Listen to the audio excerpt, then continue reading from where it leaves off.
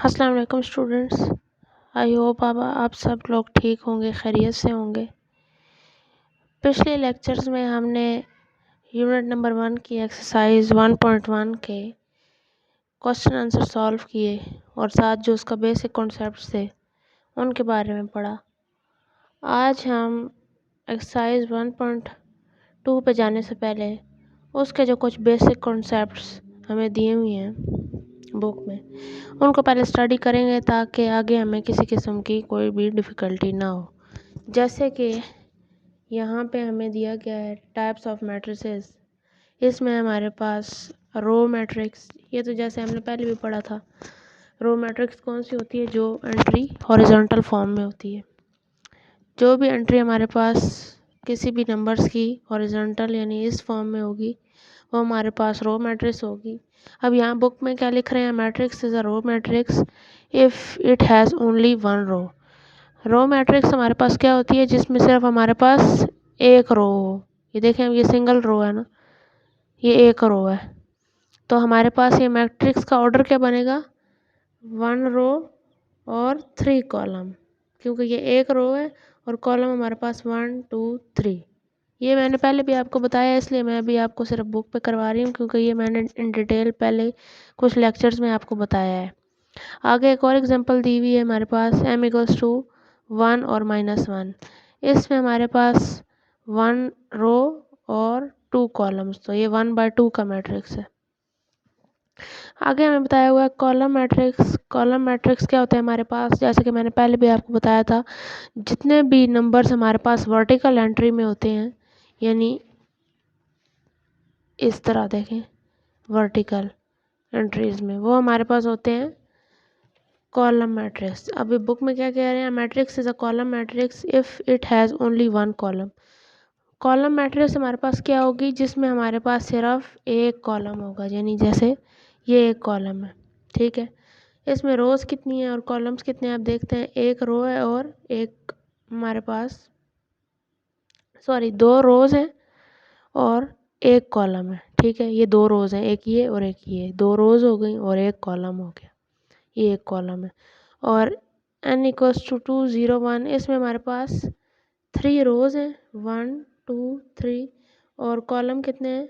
1, तो ये 3/1 का मैट्रिक्स हो गया। आगे हमारे पास इन्होंने बताया है कि रेक्टेंगुलर मैट्रिक्स क्या होता है। Matrix is called rectangular if the number of rows of m is not equal to the number of columns of m।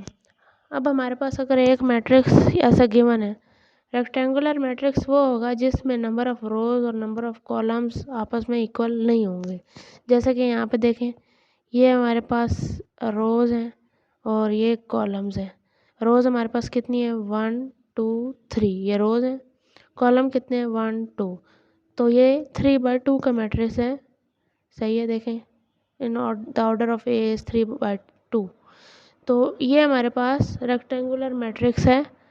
ये दोनों एक दूसरे के इक्वल नहीं है, रोज़ भी और कॉलम्स भी एक दूसरे के इक्वल नहीं। आगे बी पार्ट में हमें जो बी मैट्रिक्स दी हुई है, इसमें हमारे पास नंबर ऑफ रोज़ कितनी है? 1 2 रोज़ हो गई। कॉलम कितने हैं? 1 2 3, तो ये कितने का मैट्रिक्स हो गया? पहले हम लोग ऑर्डर ऑफ मैट्रिक्स कैसे लिखते हैं? Number of rows into number of columns. तो रोज़ कितनी है? 1 2, और कॉलम कितने हैं? 1 2 3, तो 2/3 का ये मैट्रिक्स बन जाएगा। अच्छा, आगे सी में हमारे पास दिया हुआ है, इसमें नंबर ऑफ रोज़ हमारे पास कितनी है? 1 रोज़, क्योंकि हमारे पास यहाँ पे एक हॉरिजॉन्टल एंट्री है नंबर्स की, ठीक है। तो एक रो हो गई और कॉलम हमारे पास कितने हो गए? 1 2 3, तो ये कितने का मैट्रिक्स बनेगा? 1/3 का मैट्रिक्स बनेगा। देखें, 1/3। इस तरह डी है, इसमें हमारे पास नंबर ऑफ रोज़ कितने हैं? 1 2 3, 3 रोज़ और कॉलम कितना है? 1, तो 3 इंटू 1, 3/1 का मैट्रिक्स बनेगा। इसी तरह ये बता रहे हैं कि जैसे ये एग्जांपल्स में भी हमारे पास आपको शो हो रहा है कि नंबर ऑफ रोज़ और नंबर ऑफ कॉलम्स इनमें इक्वल नहीं है, तो इस टाइप के हमारे पास जो मैट्रिसेस होती हैं उन्हें हम रेक्टेंगुलर मैट्रिसेस कहते हैं।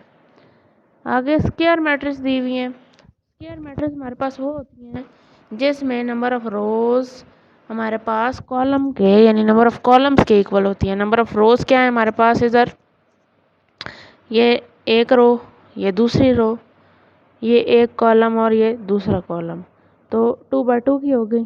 सही है, ये हमारे पास इक्वल है। और अगर कोई इक्वल हुई तो उसका मतलब है हमारे पास ये स्क्वायर मैट्रिक्स है। इसी तरह ये है, देखें, ये 1 हमारे पास रो, ये सेकंड रो, ये थर्ड रो, ये फर्स्ट कॉलम, सेकंड, थर्ड, तो ये हमारे पास 3 बाय 3 का बन गया। इसी तरह हमारे पास देखें नंबर ऑफ रोज कितनी है 1, नंबर ऑफ कॉलम कितने हैं 1, तो ये 1 बाय 1 का मैट्रिक्स बन गया। आगे हमारे पास 5th पॉइंट में नल और ज़ीरो मैट्रिक्स। इसको तो जैसे आपको सुनी के पता चल रहा है कि नल मतलब खाली और ज़ीरो यानी ज़ीरो, उसमें से एंट्रीज हमारे पास सारी ज़ीरो होंगी। जिस तरह ये एग्जांपल दी गई हैं कि हमारे पास ऐसी मैट्रिक्स जिसकी सारी एंट्रीज हमारे पास ज़ीरो होती हैं, सारी एंट्रीज, उन्हें हम क्या कहते हैं, नल और ज़ीरो मैट्रिक्स। जैसे कि यहाँ पे भी एग्जांपल्स दी हुई हैं। ये एक देखिए दी हुई है हमारे पास 1 रो 2 रो 1 कॉलम 2 कॉलम, तो ये हमारे पास क्या होगा, स्क्वायर मैट्रिक्स होगी, क्योंकि इसमें हमारे पास नंबर ऑफ रोज और नंबर ऑफ कॉलम्स इक्वल हैं। अब ये है, ये हमारे पास 1 रो 1 कॉलम, तो ये भी हमारे पास एक स्क्वायर मैट्रिक्स है, क्योंकि इसमें भी हमारे पास जो नंबर ऑफ रोज और नंबर ऑफ कॉलम्स हैं वो इक्वल है। बल्कि इसमें हमारे पास इक्वल नहीं है, क्योंकि ये हमारे पास एक रो है, सही है, और ये हमारे पास 2 कॉलम है, तो ये 1/2 का मैट्रिक्स होगा। तो ये एक स्क्वायर मैट्रिक्स नहीं है, क्योंकि यहाँ पे हमारे पास number of rows number of column equal नहीं है। आगे ये है पहली रो, दूसरी रो और ये पहला कॉलम, तो ये 2/1 का मैट्रिक्स बन जाएगा। आगे ये first row, second row, first, second column, third column, तो ये 2/3 का मैट्रिक्स है, तो ये भी हमारे पास स्क्वायर मैट्रिक्स नहीं है। स्क्वायर मैट्रिक्स मैं दोबारा बता दूं क्या होता है हमारे पास, जिसमें नंबर ऑफ रोज और नंबर ऑफ कॉलम हमारे पास इक्वल होते हैं। इसी तरह ये है पहली रो, दूसरी, तीसरी, पहला कॉलम, दूसरा, तीसरा, ये 3/3 मैट्रिक्स है, यानी हमारे पास इसमें नंबर ऑफ रोज और नंबर ऑफ कॉलम्स इक्वल हैं, तो ये हमारे पास एक स्क्वायर मैट्रिक्स होगा। और जितनी भी ज़ीरो वाली एंट्रीज में मैट्रिक्स होता है हमारे पास फुल, जिसकी एंट्री ज़ीरो हो, उसे हम क्या कहते हैं, नल और ज़ीरो मैट्रिक्स। आगे हमारे पास है ट्रांसपोज ऑफ अ मैट्रिक्स। ये क्या होता है, a matrix obtained by changing the rose into columns और कॉलम इनटू रोज। यानी हम ट्रांसपोज अगर लें किसी मैट्रिक्स का, तो उसमें जो रोल है हमारे पास नंबर ऑफ रोज का, उसको हम जो है स्विच कर देते हैं नंबर ऑफ कॉलम से। यानी फॉर एग्जांपल ये हमारे पास आगे भी गिवन है, मैं आपको करके दिखाती हूँ। हम एक एग्जांपल लेते हैं और करके दिखाते हैं आपको कि किस तरह ट्रांसपोज लिया जाता है किसी भी मैट्रिक्स का। जैसे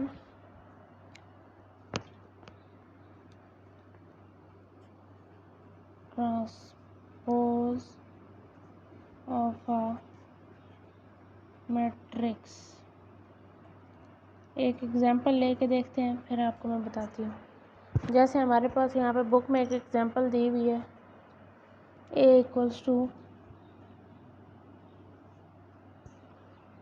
1 2 -1 2 1 4 3 0 -2।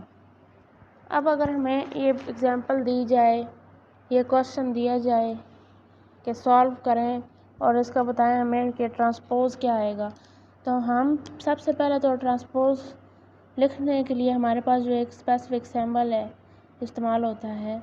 हमारे पास ये ए मैट्रिक्स है ना, अब हमने इसका ट्रांसपोज लेना है, तो ए के ऊपर हम स्मॉल टी डाल देंगे, यानी ये ए का ट्रांसपोज ले रहे हैं। ट्रांसपोज हमारे पास क्या था, जिसमें नंबर ऑफ़ रोज़ जो हैं वो किसके साथ हम तब्दील कर देते हैं, नंबर ऑफ़ कॉलम्स के साथ, और नंबर ऑफ़ कॉलम्स जो हैं वो नंबर ऑफ़ रोज़ के साथ।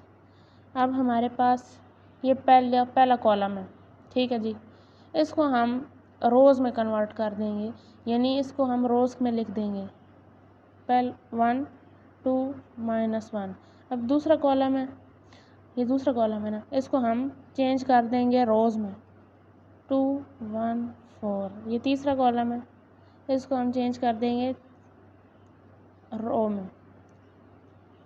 तो हमने ये क्या किया, रोज़ को कॉलम्स में चेंज कर दिया और कॉलम्स को रोज़ में चेंज कर दिया। देखें 1 2 3, ये हमारे पास एक रो थी, फर्स्ट रो थी हमारे पास।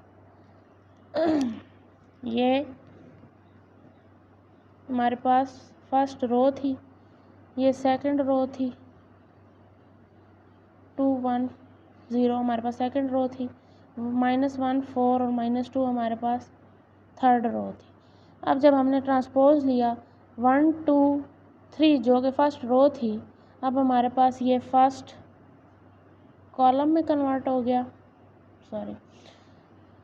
2 1 0 जो हमारे पास रो थी वो सेकंड कॉलम में कन्वर्ट हो गया, जो कि रो 2 थी हमारे पास।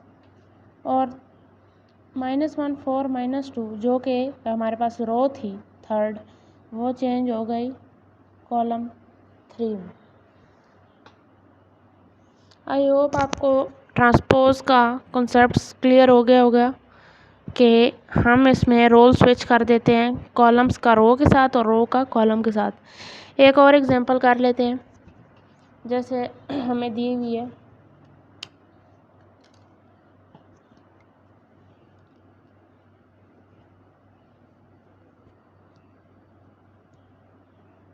अब हमने इसका ट्रांसपोज फाइंड करना है। जैसे कि मैंने आपको बताया, हमने सी का ट्रांसपोज जैसे कि फाइंड करना है, तो ट्रांसपोज लेने के लिए हम उसके ऊपर लिख देते हैं small t।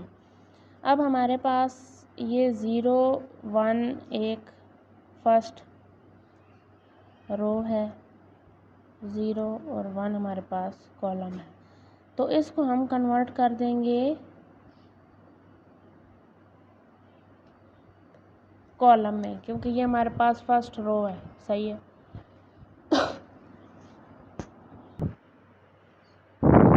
Thank you students.